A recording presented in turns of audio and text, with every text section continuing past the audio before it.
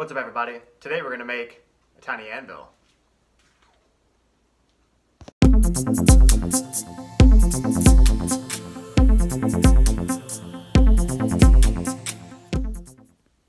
So here I have a scrap piece of metal from a previous build, and I got a little basic shape lined out just from the interweb.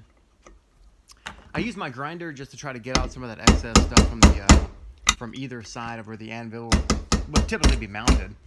And I'm just going through with a cold chisel just to try to bust out some of the little scrap pieces that I want to get out of there. And probably not the best idea to be using a screwdriver to be prying it back and forth, but these are just rinky-dink screwdrivers, so I don't really care.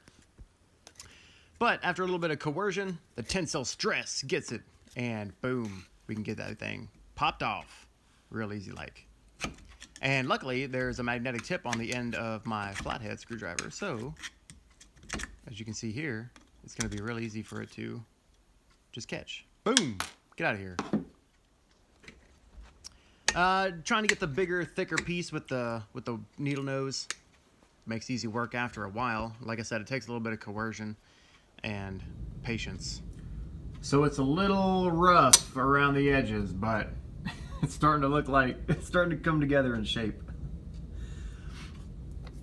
It's a little seen better days. Little baby. And now the fun begins. Filing, followed by more filing and more filing. But yeah, it's just, you know, trying to get all the detail in the working of what I want a final product to be. So just like sanding, you know, like I take this big bastard file and start to try to work out some of the bulk material. And that's what it's called. It's a bastard file. Look it up. But yeah, this bad boy just, you know, makes rough work out of getting all the excess out. So start with getting the flatness and then trying to work the sides of it and the edge. And then after I get all that kind of situated, then I go back to the angle grinder. That way I can get up in there and try to shape the horn the way a typical horn would look like. And I'm just, you know, taking my time, trying to go through and round it out as much as I can. And then once it starts to take its proper shape, then I'm just going to go back with a smaller bastard. That way I can get in there and just try to work, you know, more detail into it so that it looks more like a little anvil. And I'm pretty happy with the progress so far. It's slow, but, you know, that's just the way it is for shaping metal.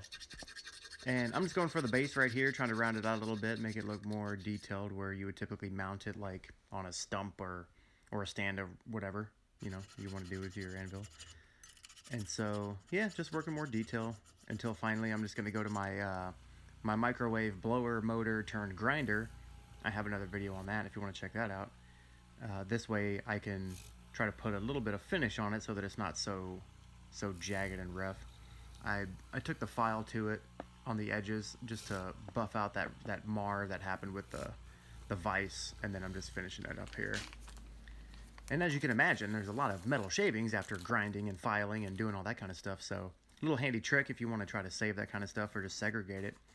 I got a neodymium magnet, turned it into a bag inside out, or turn the bag inside out rather, and then that way all the shavings will be on the inside once I do this number.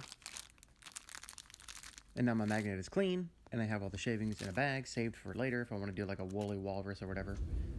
And there's my baby block with the baby anvil completed. Cool. Thanks for watching.